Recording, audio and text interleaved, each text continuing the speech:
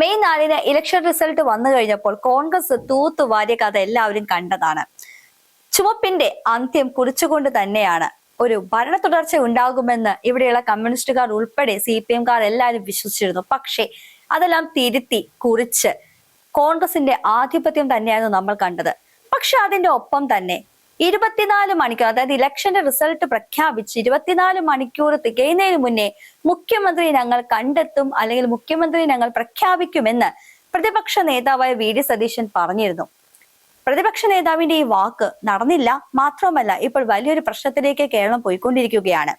വഴി നീളെ റോഡ് നീളെ ആടിന്റെ തലയും അറുത്ത് അതും തൂക്കിപ്പിടിച്ച് നടക്കുന്ന ലീഗിനെ നമ്മൾ എല്ലാവരും കണ്ടതാണ്. ഇതിനെതിരെ ഇന്നലെ തിരൂരിൽ കേസും രജിസ്റ്റർ ചെയ്തിട്ടുണ്ട്. ഇത് ഒന്നാമത്തെ. പ്രബുദ്ധ കേരളം കോൺഗ്രസുകാരെ അധികാരത്തിലേറ്റിയത് ഇത്തരത്തിലുള്ള വിജയാഘോഷങ്ങൾ നടത്താൻ വേണ്ടിയിട്ടാണോ? കേരളത്തിന്റെ പോക്ക് എങ്ങോട്ടാണ്? താലിബാൻ ആകാൻ ഉദ്ദേശിക്കുകയാണോ കേരളം എന്നാണ് നമുക്കൊരു ചോദ്യം ചോദിക്കാനുള്ളത്. KT ജലീൽ ഒരു പോസ്റ്റ് FB-യിൽ കുറിച്ചിട്ടുണ്ട്. അതിങ്ങനെയാണ്: ഇന്ന് ആടിന്റെ തല, നാളെ എന്റെ തലയോ? മുസ്ലിം ലീഗിന്റെയും ജമാഅത്തെ ഇസ്ലാമിയുടെയും തലയെറുപ്പ് രാഷ്ട്രീയത്തിനെതിരെ അവസാന ശ്വാസം വരെയും പൊരുതും. 1000 തവണ വർഗീയ കൂട്ടുമുന്നണി എന്നെ തോൽപ്പിച്ചാലും നിങ്ങൾക്ക് കീഴടങ്ങുന്ന പ്രശ്നമില്ല എന്നാണ് KT ജലീൽ കുറിച്ചിരിക്കുന്നത്. സത്യത്തിൽ തിരൂരില് ആടിന്റെ തലയെടുത്തുകൊണ്ട് വന്നത് KT ജലീലിനെ അറുക്കുന്നതിന് തുല്യമായിട്ടാണെന്ന് ഭക്ഷണം കഴിക്കുന്ന, അതായത് അരിയാഹാരം കഴിക്കുന്ന എല്ലാവർക്കും മനസ്സിലാകും.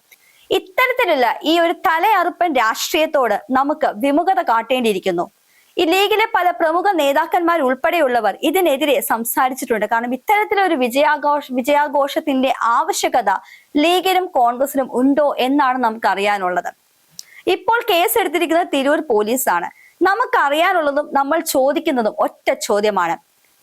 സത്യപ്രതിജ്ഞ കഴിഞ്ഞ മന്ത്രിസഭയില് ആഭ്യന്തര വകുപ്പ് കൈകാര്യം ചെയ്യുന്ന ഏത് മന്ത്രി ആയാലും ആരായാലും ഈ കാണിച്ച പ്രവർത്തിക്കെതിരെ, അതായത് ലീഗുകാർക്കെതിരെ, നമുക്കറിയാം UDF-ന്റെ 2ാം കക്ഷിയാണ് ലീഗ് എന്നുള്ളത്. അതുകൊണ്ട് തന്നെ ഈ ലീഗുകാർ ഇത്തരം പ്രവണതയ്ക്കെതിരെ കേസ് എടുക്കുമോ? എന്തായിരിക്കും ശിക്ഷ? പീഡനത്തിനെതിരെ കേസ് എടുക്കാവുന്നതാണ്. അത് ആ ഒരു വകുപ്പ് ഇവിടെ നിലനിൽക്കുന്ന അത്രയും കാലം അതിനെതിരെ ഒരു കേസ് എടുക്കുമോ എന്നുള്ളത് കണ്ടു തന്നെ അറിയണം. പോരാത്തതിന് പബ്ലിക് നോയിസൻസുമാണ്.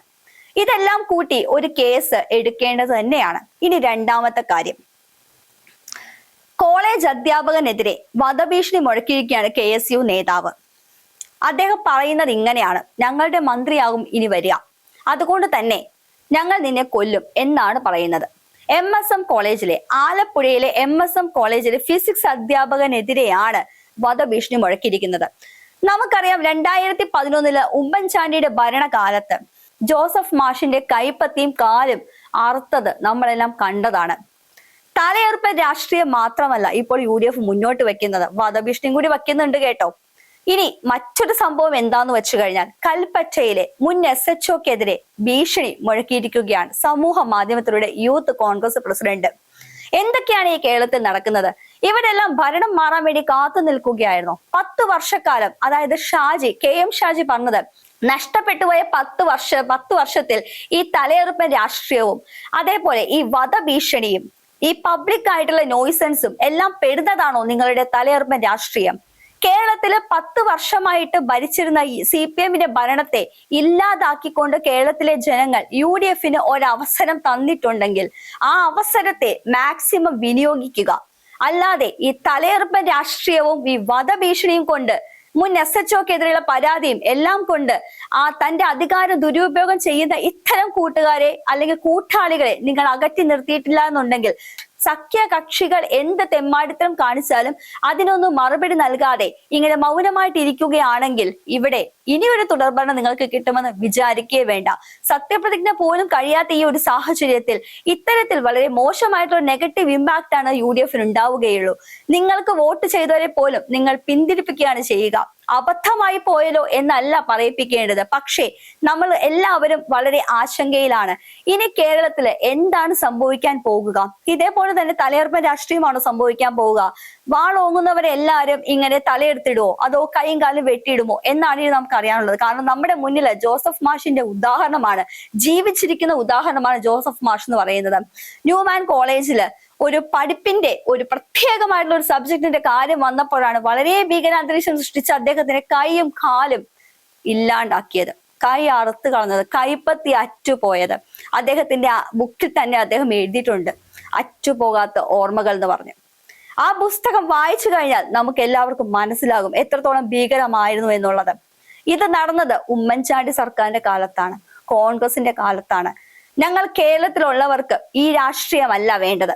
UDF LDF ആര് വേണമെങ്കിലും ഭരിച്ചോളൂ, ഭരിച്ചു മുടിച്ചോളൂ. പക്ഷേ ഇവിടെ ഇഷ്ടമില്ലാത്ത ആളുകൾ എന്തെങ്കിലും പറയുകയാണെങ്കിൽ അവരെ തലയെറുക്കാൻ നടക്കുന്ന രാഷ്ട്രീയത്തോട് കേരളത്തിലെ ആളുകൾ മുഖം തിരിക്കണം. ഇല്ലാന്നുണ്ടെങ്കിൽ ഇനിയും ഒരുപാട് ആളുകളുടെ തലകളും വഴിയോരങ്ങളിൽ കിടക്കും, കഴുത്തറുത്ത് കിടക്കും. ഇല്ലെങ്കിൽ ചിലപ്പോൾ ജോസഫ് മാഷിനെ പോലെ കൈപ്പത്തി അറുത്ത് കിടക്കും. ഇതാണോ നമുക്ക് വേണ്ടത്? വെള്ളാപ്പള്ളി നടേശൻ പറഞ്ഞതുപോലെ രണ്ടാം മാറാട് ഉണ്ടാകുമോ എന്നൊരു ക്വസ്റ്റ്യൻ ഇപ്പോൾ നമ്മുടെ മനസ്സിൽ ഇപ്പോൾ കിടക്കുകയാണ്. അങ്ങനെ ഉണ്ടാവില്ല എന്നൊരു പ്രതീക്ഷ UDF ഭരണത്തിൽ വരുന്നവരെ ജനങ്ങൾക്കുണ്ടായിരുന്നു. പക്ഷെ ഈ ലീഗിന്റെ ഈ ഒരു ഒറ്റ നെഗറ്റീവ് ഇമ്പാക്ട് കൊണ്ട് ഇതെല്ലാം മാറി മറിഞ്ഞിരിക്കുകയാണ്. ആർക്കു വേണ്ടി, എന്തിനു വേണ്ടി? ഇത് ജനാധിപത്യ ഭരണമാണ്. ജനങ്ങൾ തെരഞ്ഞെടുത്തതാണ് നിങ്ങളെ. അതുകൊണ്ട് തന്നെ ജനങ്ങളുടെ സേവനത്തിനാണ് നിങ്ങൾ നിൽക്കേണ്ടത്. അല്ലാതെ ജനങ്ങളെ ഭയപ്പെടുത്തി ഭീഷണിപ്പെടുത്തിയിട്ടല്ല നിൽക്കേണ്ടത്. ജനങ്ങൾക്ക് നിങ്ങളുള്ള വിശ്വാസത്തെ നഷ്ടപ്പെടുത്തി കളയുകയേ ചെയ്യുകയുള്ളൂ. അതുകൊണ്ട് തന്നെ ആരധികാരത്തിൽ വന്നു കഴിഞ്ഞാലും, അതായത് ആഭ്യന്തര വകുപ്പ് കൈകാര്യം ചെയ്താലും ഇതിനെതിരെ തക്കതായ ഒരു ശിക്ഷ ലഭിക്കണമെന്ന് മാത്രമാണ് പറയാനുള്ളത്. അതേപോലെ ഈ വധഭീഷണി മുഴക്കിയവർക്കും മുൻ SHOക്കെതിരെ പബ്ലിക്കായിട്ട് സോഷ്യൽ മീഡിയയിൽ റിവെഞ്ച് ചെയ്യുമെന്ന് പറഞ്ഞ വ്യക്തികളും എല്ലാം, കാരണം UDF അധികാരത്തിൽ കയറിയതേ ഉള്ളൂ, അപ്പോൾ തന്നെ തല പൊക്കി, പാമ്പിൻ കുഞ്ഞുങ്ങൾ തല പൊക്കുന്ന പോലെ, മാളത്തിൽ നിന്ന് തല പൊക്കുന്ന പോലെ പൊക്കി. ഇനി ഒരു 5 വർഷക്കാലം കേരളത്തിൽ എന്തൊക്കെയാണ് വരാൻ പോകുന്നത്? പ്രളയമൊക്കെ നമുക്ക് സഹിക്കാന്ന് പറയാം, അതിനേക്കാൾ വരുന്ന പേമാരിയാണോ ഇനി വരാനിരിക്കുന്നത്? കേരള ജനതയ്ക്ക് തെറ്റുപറ്റിയോ, അതോ അതിനുള്ള സൂചനയാണോ ഈ കാണുന്നതെല്ലാം? ഉത്തരം പറയേണ്ടി വരും UDF.